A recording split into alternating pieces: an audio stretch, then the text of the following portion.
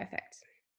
Great. So I am joined here today with Professor Tim Spector from King's College London, who's also the director of Twins UK, as well as Dr. Claire Steeves, who is Deputy Director of Twins UK and a geriatrician. Today on the call, we're going to be talking about some of the research that Tim and Claire are doing with Twins UK and some of the other research cohorts in the United States, as well as how they're looking at your data with the COVID Symptom Tracker. If you're logging, if you're not logging yet, sign on to covid.joinzoe.com and download the app. You can also log for other people, which we'll talk about later in the webinar, which is a really exciting feature. So if you're taking care of someone in your household who is elderly, or you've got children or a pregnant wife and they don't have the app, you can log on behalf of them. So I'll hand over to Tim and Claire to do a quick intro, and then we'll get into some of the research. Hi everyone, I'm Tim Spector. I'm the lead of this project and professor at King's College London, where this is all going on with our partners in data science, the startup company Zoe Global. And this partnership has led to an amazing amount of data, and absolutely delighted that we've got over 2.6 million of you now have signed on to this app. So the biggest project of its kind ever in the world. So thank you for that, if I don't mention it later. Claire. Yeah, it's been a huge potential and huge resource, and I think it's amazing that so many people around the UK and now around the US have joined in to this idea. And really, I guess we've all joined in because we realised that we needed data around COVID, and we needed data quickly. So that's why Tim and I decided to sort of develop the app. We initially were thinking about doing it in our twins cohort, which we'll tell you a little bit more about. But quickly we realized that actually this could be a really good national resource. And already we're going to show you some findings that we have where we're actually being able to feed through and make a difference with the data that you are providing us. Absolutely. So we've got over 100 questions that many of you submitted to us ahead of the webinar, and we'll have questions that come through throughout the webinar. So if you could hold those questions until the end, we'll go through some of the questions that were submitted in advance as well as live ones. But first, Tim and Claire are going to give you a quick update on some of the science over the next 10 to 15 minutes. So, Sarah, some people are saying on the chat that they can't see the speakers. I don't know whether... That's because they're seeing the slides. That's why. They're seeing the slides, okay. As long as everyone can see the slides, it should be fine. Okay, so basically we've divided the people we're studying into three groups. We have our original group, which is how the whole project evolved, was by looking at these 14,000 UK twins, which is basically Claire and our day job, is looking after these twins, who are the most studied people certainly in the country and possibly in the world. They've been studied for over 20 years and have had virtually every test possible done on them. And the idea was that if we can link all that old information to what's been happening now and how many of them have developed symptoms of COVID or stayed asymptomatic or gone to hospital, we could very quickly, without having to start a new test, learn masses about the virus in ways that no one else could. And twins are a unique natural experiment that you can only do in laboratory mice, basically. This is the way of doing it in humans. You see if identical twins share symptoms of COVID more than non-identical twins. And when you do that, you get an idea of its heritability, how much of that is due to genetics. And it's looking definitely like some of these symptoms that you're all getting out there and reporting, weird or not, do seem to be under genetic control. But there's still a big component that we can't explain just with genetics, which is also environment. So like most of these things, it's looking like it's more like 50-50 at the moment. And we're going to have a paper coming out of that pretty soon. But twins are also able to tell us about the immune system and about their gut microbes, which we think are incredibly important in whether someone develops severe forms of these disease or their immune system's working really well. And that also brings in this whole question of diet and looking after yourself in general, which we think is very important. And part of this study is we're picking up these twins. We're going to visit them 2 weeks after they've had symptoms and check for antibodies. And this is me being jabbed earlier this week to get my blood test for my antibodies in a research project that we're doing, which we should be rolling out to the twins in a few days to see whether we can confirm that the symptoms they had matched up with their antibody status. And so they're a fantastic group to study this. And of course, once we do it in the twins, we may be able to roll it out to the wider population as well, if we get backing from the government and other places. So this is all very exciting work, and it allows us to answer some of these key questions. Is it mainly genes or environment? And obviously our first look at this suggests it's a bit of both. And we definitely know there are environmental factors. Who's most at risk of the infection? Well, we know that we get different rates of severity, and we already know that obesity is quite a big one, as is smoking. And who's at risk of carrying the virus? Again, it's looking that we have a slight increase in females. It's not as, in males rather than females. And the patterns seem to vary in different ages. Claire, do you want to carry on from here? Yeah, sure. So one of the really good things about the twins cohort, Tim, that we've always been interested in is the fact that they come from all over the UK. And that's the same with the COVID Symptom Tracker population. Coming from all over the UK means that we can look at how the disease like COVID spreads across the nation and how it changes over time as well. So I think that's been really critical.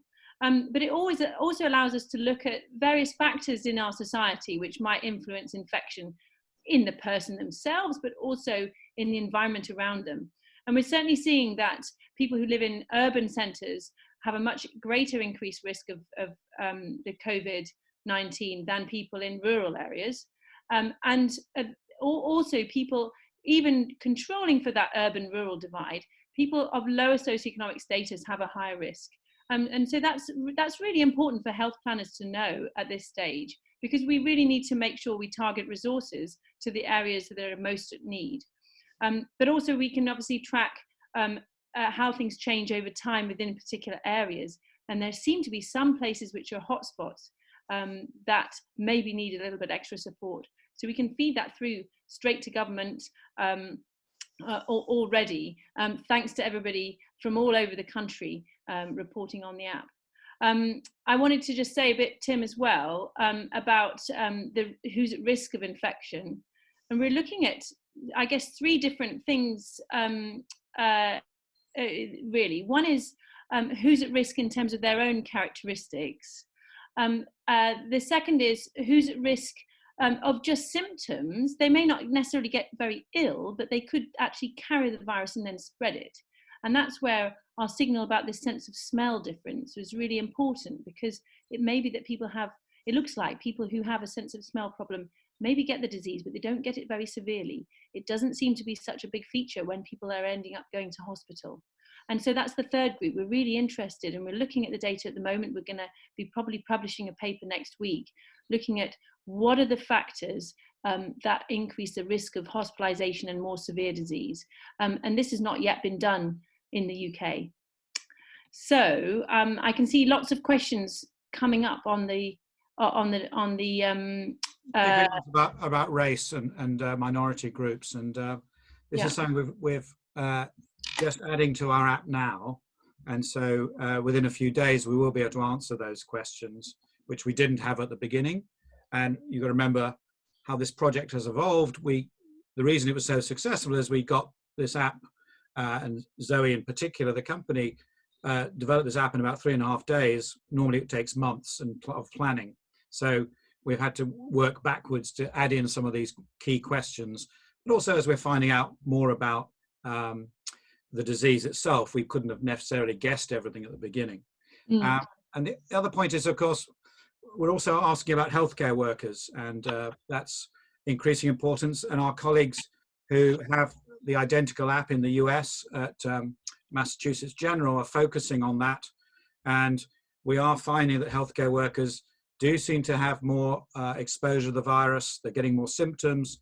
And we're also looking at whether that's related just to being exposed or whether it's their lack of good equipment as well is being teased out apart. So certainly we're getting consistent results between the US study and ours, which is always very reassuring.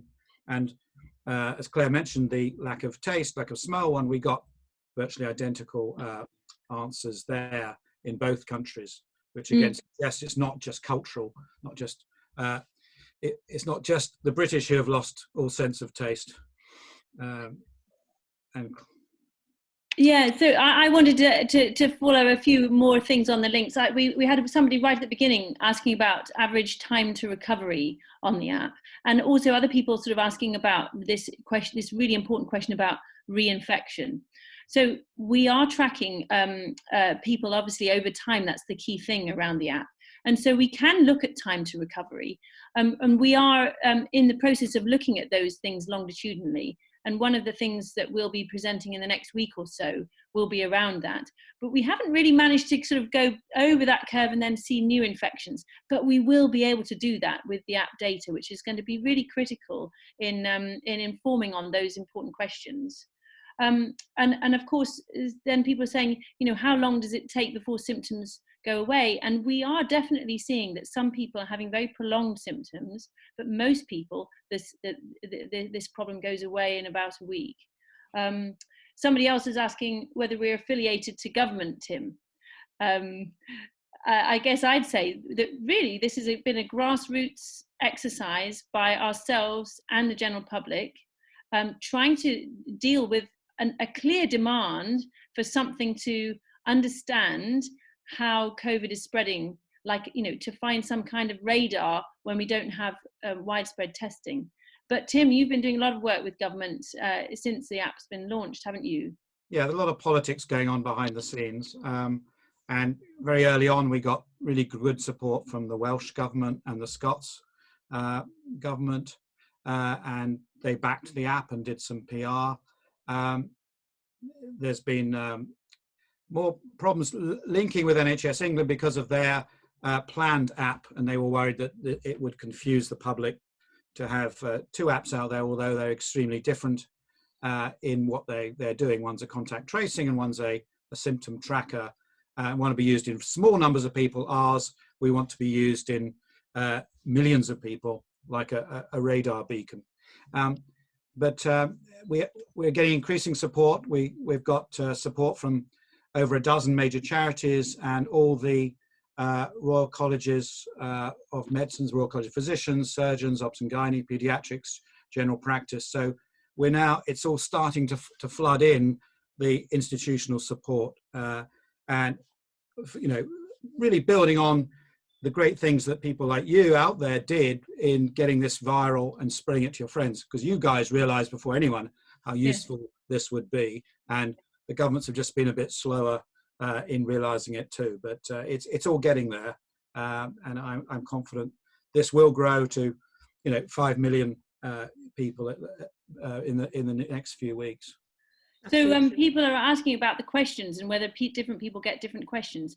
And so the way we designed the app, we try to keep it as simple and as easy for people to use. And that's where Zoe's come in and been really helpful.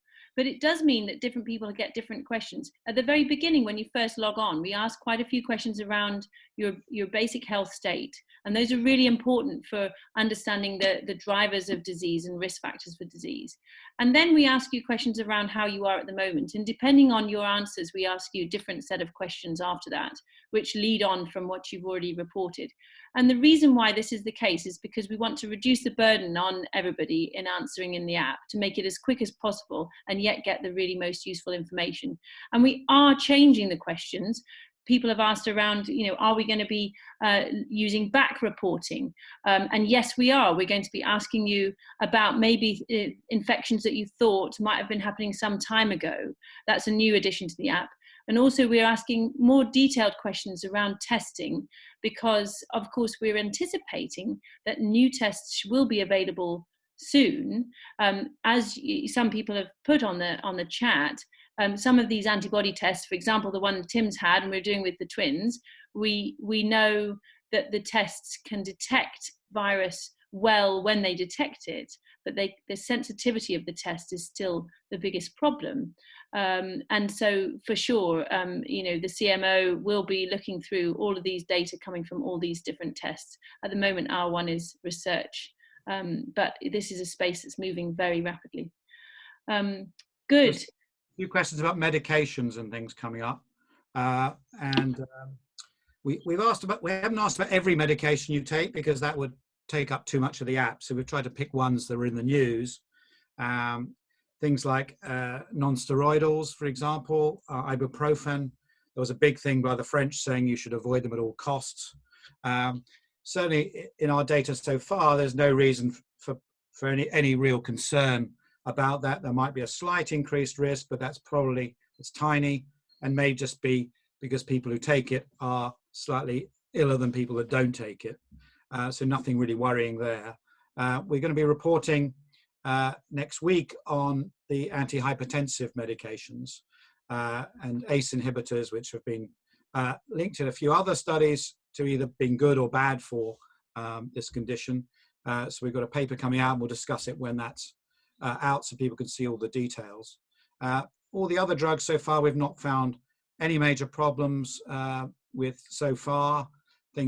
People shouldn't change their medications or panic. Some of them may actually be helpful in actually preventing further problems. So I think people can be generally reassured about most of the things we're seeing at the moment. I saw a question about smoking. I can answer that, Tim, if you want, because I've got the new data. Claire and her team have been analysing that in a bit of detail, because there was this thing about the French saying that actually was protective. Yeah. Claire, you might have a view on that. Yeah. So I mean, if you look at the paper that was published on the 21st by the French around smoking, they looked at a very, very small sample size. They looked at 300 or so people admitted to hospital. And of course, and they basically showed that the percentage of smokers in that hospitalized population was much less than the population average, even adjusting for age. But I think the point is that in France, there are quite a lot of very healthy people that smoke, and maybe unhealthy people or people who have other comorbidities might have been told to stop smoking. So I think that study is small, and it's probably heavily confounded. We certainly, with your data that you've provided, we can see a very clear effect of smoking. We see effect of smoking on whether or not someone might be predicted to have COVID, but more importantly, we see more symptom burden in smokers than non-smokers. So you get it worse and you've got more difficulty. So we're about to produce a paper, obviously because of the French study, we're trying to push that out quickly. It should be out on a preprint by the end of the week. So do take a look at that. But we've, like a few weeks back, we put on our blog some early reports on the smoking data that you gave us. Yeah, and a question about, just come up now about, are we looking at the over 70s? Because our graphs at the moment are focusing generally on the sort of 20 to 70 group. And that's because of the maps, the algorithms we use, really, they have to have enough people in all those groups, in all those regions, to give us a good estimate of what's going on. And you can see from this plot here that a majority of our respondents are between 20 and 50, then it drops down slowly as app users reduce. But we are using all that data. It's just that for some of the analyses, we can't use as much of the people in their 70s because they're a bit small for the regional stuff. But we are definitely using it, and our current plan, especially with this push with all the medical charities coming at the end of the week to encourage people with illnesses and cancers and heart disease, etc., to really log on and tell us about their problems and share the app with others. We're going to, and the ability on the app to log for someone who's either got a disease or who's got difficulty using the app or as elderly, we're going to get the data we need, and we're pretty confident that we'll be able to start producing these maps for everybody in the future. So definitely, we're not ignoring you, and they're really precious. The people in their 70s or 80s who are doing all that logging for us. It's a fantastic. Really precious. Yeah. So really, really precious and really important. And I just want to reiterate that the models that we have for predicting whether we have COVID are only good if they work for specific groups. And this is because we've seen from early work that I'm just hopefully going to show you, Sarah, that if you're in an older age category, and also if you're more vulnerable, so for example, if you have a medical condition that means that you require help, then we're jumping ahead, aren't we? Yeah. So if you have a condition that means that you require help or need to use a mobility aid, then the symptom structure of how you present with COVID is different. And in fact, in those groups, we see many more people that are short of breath, which is a classic symptom of COVID. But we also see many more people who have conditions like diarrhea and delirium, which is an acute confusional state, sort of when somebody might be a bit drowsy or be a bit muddled in their thinking. And that's a very different presentation. And it's really important that therefore we get more people who are older to log on the app so we can show this and really prove it. If you move on to the next one, Sarah, I think, so this is... And Claire, as you talk through these, how should one who's not a scientist or a researcher look at these? So these are graphs that are divided into, on the left, my left, I hope it's your left, females, and on the right, males. And on the bottom, we've we've looked at all the people that were tested. In this case, with people that are definitely tested for COVID-19. And we see that the red bars are bigger in the true groups, that is, they're tested positive, than in the false groups. So it seems that delirium in particular and diarrhea and shortness of breath are more common in frailer groups compared to less frail groups. And I think that's key, because it may mean that we need to make our models different in the older age category. So we really need as many people as possible who are in those older age categories to log on and start logging on. Yeah. So for that reason, we're really pleased that Zoe were able to introduce the ability for us to report for each other.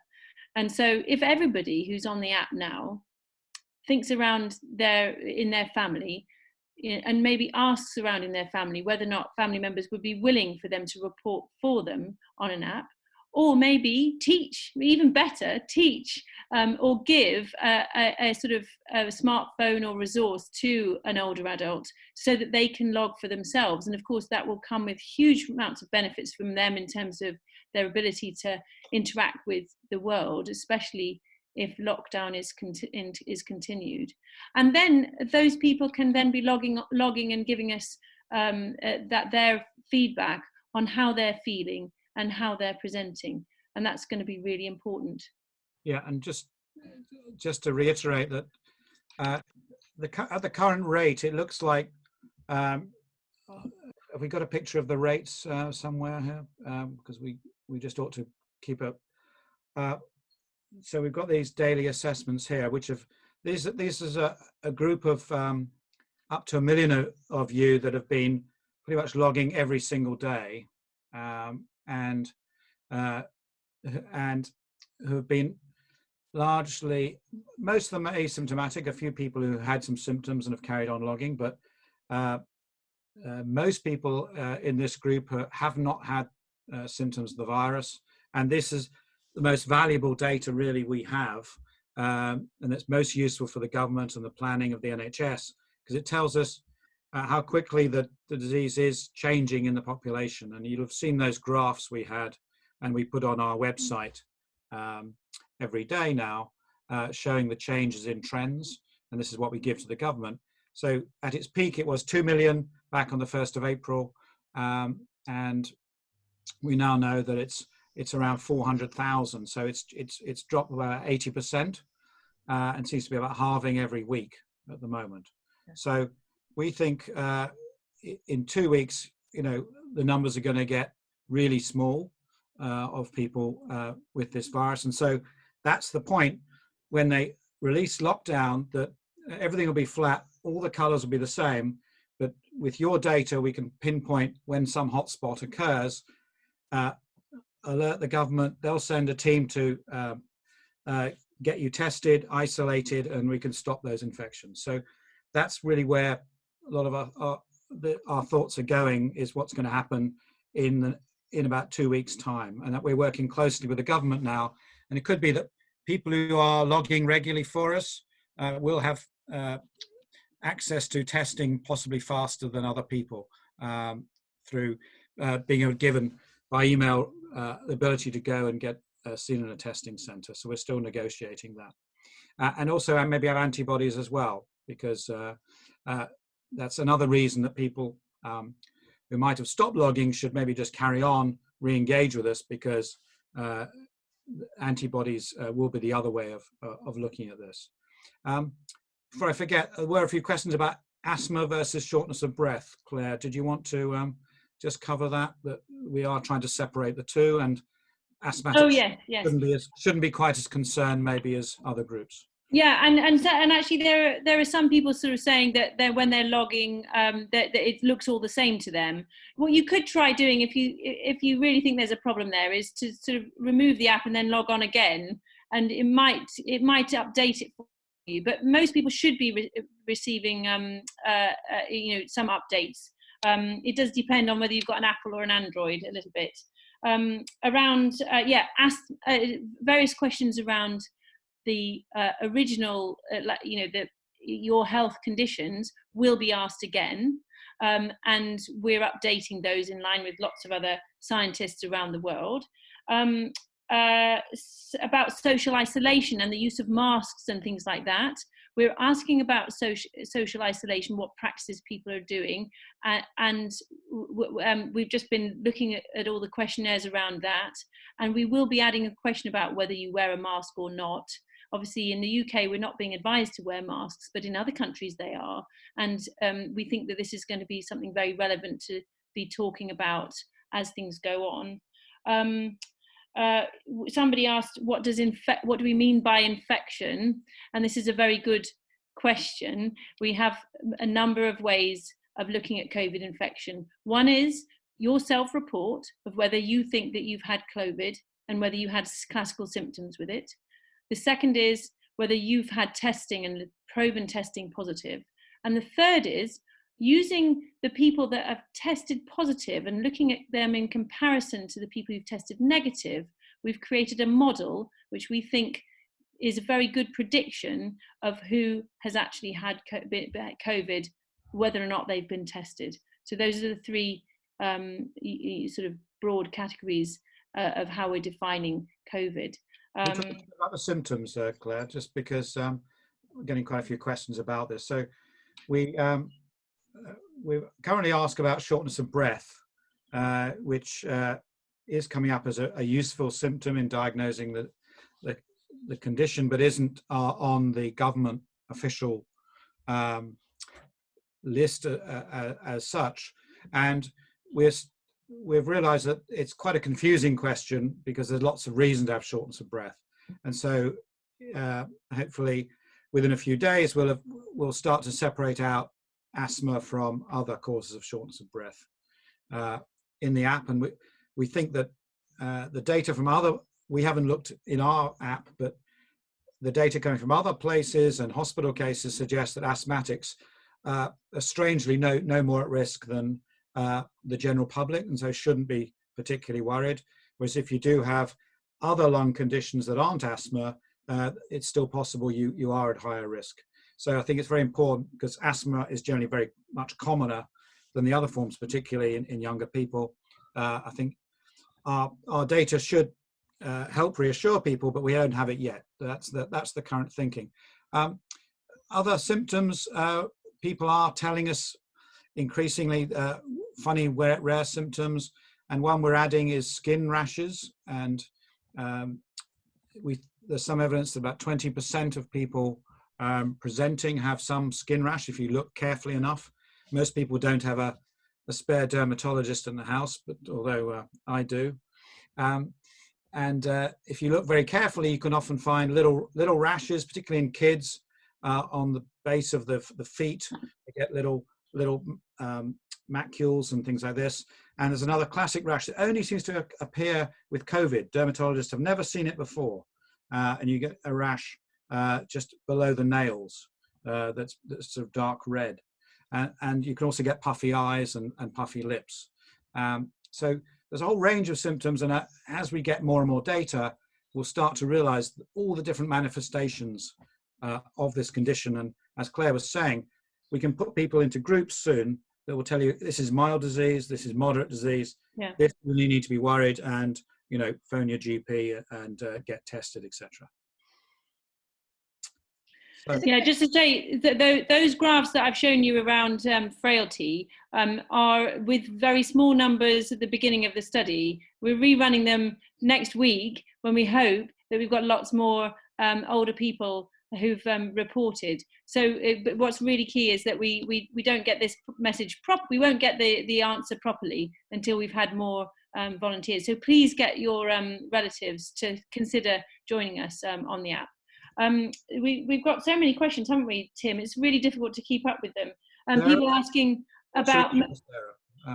Yeah, so there's a question about if you've recovered from COVID-19, can you still be a carrier? Can you still infect people? It seems, certainly from my clinical work, that there are some people who are what we call long shedders. It sounds a bit of a strange word, but basically people who might get COVID and then don't mount a full immune response. And then actually we can detect the virus for up to more than a month so far, in my experience, and maybe longer, in the nose and throat of those people. And the thing is, so one of the really interesting... They're quite rare, aren't they, Claire? Well, interesting. I think that, say, in my care home group, Tim, where I've basically, I look after a care home where we had an outbreak in southeast London. And at the time of the outbreak, I made sure that everybody got tested for COVID. And we've detected many more cases that way that we wouldn't have suspected otherwise. And now we've had at least 4 weeks after that time where we've retested people again. And 3 of those people, that's 20 people in the care home, 3 of them are long shedders. So I think, Tim, that's quite a high proportion potentially. But of course, this is in a care home population who might be more at risk of not developing immunity.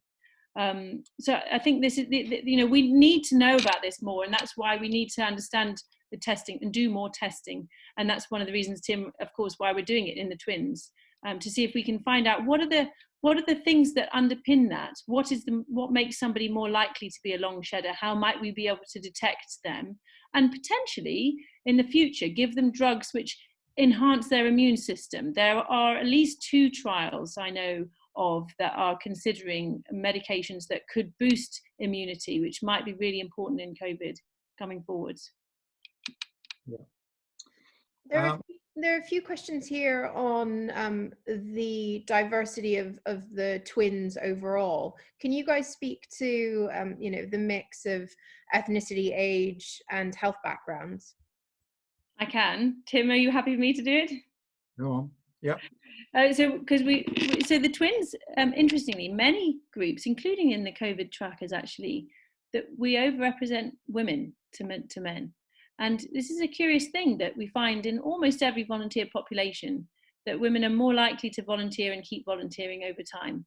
I'll leave it to you to think about why that might be, but it's just a fact. So we underrepresent men. So please, all the men, you're very important to science and to understanding, because things can be different in the different sexes.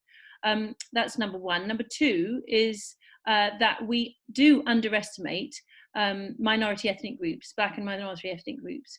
And it's not terrible. We do have quite a number of people who are in twins of minority ethnic groups, but we do underestimate them compared to the general population, which is why we're working very closely with other cohort groups, such as Born in Bradford and East London Genes, who can really complement what we do in regard to that. But it's really important, obviously, to have a diversity of people answering questions. And then finally, we do underreport from either the top end of the socioeconomic spectrum or the bottom end. And the bottom end is really important for health, because we know that being lower down on the socioeconomic ladder means you're much more at risk of most health conditions, and indeed COVID. So it's really important that we gain as much as we can from that. Luckily, with your COVID symptom trackers, we've got a significant number of people in all the groups, so we can look at that question quite accurately. Someone on the chat has just asked if I realize that I'm sharing my screen, and I do. The reason is quite a few of you are asking, where can I find this webinar afterwards, and will some of the questions be answered on the website? So I'm just sharing my screen to show you on the COVID Symptom Tracker website. So it's covid.joinzoe.com. And then in the top right-hand corner, if you click on research, then you can find updates here on the latest webinars, Claire's research on aging and frailty, which had some of the charts from today. And we also post up the webinars that we've done already. So you can also see our interactive maps. Yeah, this is a great GIF. Are we able to see the curve? Here we are, that one. This is how coronavirus estimated coronavirus has changed after lockdown. We started the app on the day after lockdown was introduced, and we saw the rates of predicted COVID, which is this symptoms base of individuals mapped against the symptoms in positive versus negative individuals. And we can see that whilst it rose for a few days, then it started to come down because of the effects potentially of the lockdown. Yeah, and it's great news. And we think it's going to continue to drop, although it's going to take a long time before it gets to zero. And that's just the nature of these types of problems, and the fact that some of these symptoms may not be related to the virus, because a lot of them are common respiratory symptoms that you might be getting, common colds that get mixed up in this, or gastrointestinal infections, other causes of this. So, but this is a fantastic tool, really, because this precedes hospital admissions generally by about 2 weeks. And so it will say what's going to be going on. And that's why we've got this.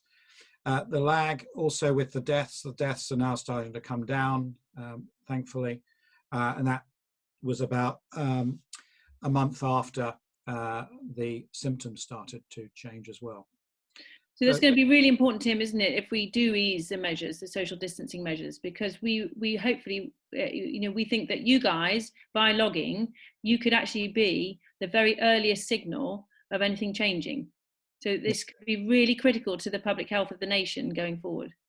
And there are some people on some island communities that have contacted me in the Orkneys and the Scilly Isles, I think, in the Isle of Wight, have said, well, what, if we all got together and got our community with really high rates of participation, we potentially could end lockdown earlier, knowing that the rates were really low in our area, and we'd be able to pick up anything really fast just by, not allowing new people onto the island. That should contain it. So there are lots of interesting local ways of dealing with this, rather than having a blanket approach to the whole country, because everyone's going to have different approaches. So there's one topical question that's come up about vitamin D, which is a pet topic of mine, which I studied for about 20 years. And the government, Public Health England anyway, they have said that everyone should now be taking vitamin D all through the year, rather than just in the winter months, because they won't be getting outside and getting any sunshine. and this would prevent fractures and frailty. And it's implying it might also help against COVID, because there's been some rumors that it might, but very little hard data. My view is that if you can get outside and get 10 or 15 minutes sunshine, you don't need supplements. If you can't, then and you can't change your diet sufficiently to have vitamin D foods like mushrooms and oily fish and other vegetables, then it may be worth it for a small percentage of the population. Personally, I don't think it's worth it. I think we should be spending our money on other things at this point in time. On getting real food, for example, is much more important. And I've written blogs and various things on this. There's no evidence that actually taking vitamin D supplements prevents fracture in the first place. So whilst there's an association between people with low levels and being generally unwell for many different conditions, there's virtually no evidence at all that taking it as a supplement prevents you having any of these conditions. So I would take that advice, in my own personal opinion, with a pinch of salt, and spend your money on extra vegetables instead. There are a few questions here, Tim, about the gut microbiome and you know, how you care for yourself from a nutrition perspective, having an impact on either your infection of COVID-19 or how you handle it. You know, it's very early days, but can you talk about, you know, how you guys are looking at this? Yeah, so nobody's got barn door evidence that the microbes are crucial in this, but there's a lot of anecdotal and evidence from many other sources that it's highly likely that if you have good gut health, you'll have good immunity, and that will either make you less likely to get the virus, or it will be less severe when you do get it. It's not likely to be a cure-all. It does, and I think that we're talking about grades of levels of immunity. But I think it's really important at this time, particularly for people with other health conditions or more elderly, to really focus on their gut health, and to do that by taking a very diverse plant-based diet is the general way to do this. And we're actively looking at the microbiome in our twins, for example. This is the gut microbe community, to see if there are particular bugs that are helpful or not. But at the moment, until then, I think that the general advice is the more you can keep your gut microbes happy, then the greater your chances are of improving your immunity and reducing your risks of problems. Cool. We've got time for a couple final questions. Claire, there's a question for you. Gary's asking, is the urban versus rural likelihood for infection due to population density, or is there anything else that could be a factor? No, so it's not population density alone, because we've adjusted for that. But I think it's an interesting thing, and someone else has brought in the air pollution idea. So we adjusted the models as well for air pollution. We find a significant association with air pollution levels back in, obviously they're not air pollution levels measured right now. They're air pollution levels measured last year, and we see that air pollution is correlated with symptom positivity, even over and above the urban-rural signal. And I think that is an interesting question. So watch this space, because we're going to be putting out a paper on that hopefully next week. I think there's a lot more to be done there, because it is possible that there could be an interaction between air pollution levels. And of course, the good thing about that is that with the lockdown, there is much less air pollution around. That might be quite important to find out about that, though, because when we come out of lockdown, we need to know what's the best way of keeping each other safe. And it may be that pollution is one of the things we need to monitor on an environmental level. There was another thing about people saying, can we narrow down the postcodes on the maps? And I just want to make the point that the reason why we don't do that is because we're very concerned to keep your identity very safe. And we don't want anybody putting together things, for example, postcodes themselves are quite sensitive information. And we wouldn't want to share that more widely, because there's possibility of people sort of trying to work out who's who and things like that. That's why the areas are quite big on the maps that we share. Just a quick question. It comes up a lot. I've never answered it. Someone saying, if I've already think I've had symptoms, is it worth carrying on reporting? The answer is absolutely, because A, we can't rule out that you might get it again, and B, we don't know for definite whether you've had the virus and unless you had swabs, etc. at the time. And so absolutely we need all the data we can get from you and your families, regardless of what symptoms you have or haven't had. It just takes a minute a day, and it shouldn't be too hard to do. And keeping on logging is really good. I mean, it doesn't matter if you're healthy if you don't log on for a couple of days, but if you can tell us every few days, our models mostly are training on a 3-day rolling report. And so really, like, you know, we kind of would like, if possible, if you can log in within a 3-day period, because then we'll capture you as being fine and we'll treat you as being fine, assuming that, you know, the days in between you just haven't managed to log on. People are also asking, just finally, Sarah, about various different diseases. I've seen diabetes, Crohn's, and so on. These things are really key, and we're looking at it very closely. We're going to put out a paper next week, hopefully again. We're really working hard on this, looking at which diseases, which comorbidities are more associated with more severe disease and hospitalization. And so I think you'll find them really useful next week. Yeah, and all the medications to go with it as well. So that's the other thing that people are worried about. As I said, it's quite possible that some of these medications are actually helpful, not just harmful. So, indeed, so absolutely don't stop your medications. Don't panic about it. They may be doing you good, may be much better on it than off it. Absolutely. I really think that's the key message that we're going to be sort of sharing with you all next week is there's no reason to change chronic medications. Many of your medications actually may be very beneficial for you. Absolutely. Okay. Great. Sarah. Again, many of you guys have asked, will we be publishing these slides again? Will we be putting the webinar online? Just check out covid.joinzoe.com.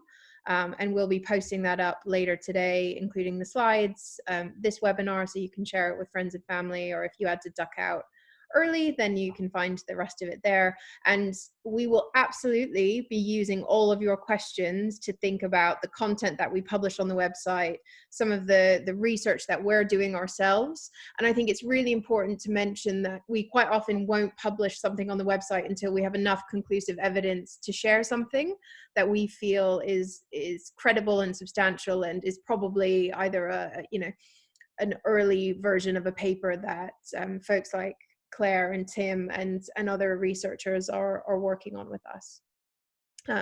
Quite a few of you also asked about the UK Biobank, and I think Claire and Tim are speaking to them as well. In 10 minutes, I've got to go to a meeting with lots of longitudinal population study cohorts who want to link to your data. Obviously, that can only be done with the consent within that cohort participation group, and it's done extremely securely by the UK CERT, which is UK Secure Research Environment, run in Swansea. But yes, for sure, that's going to be very helpful. And if any of you are participants in a cohort, do let us know, and especially on the app where we've got some information for you to give there.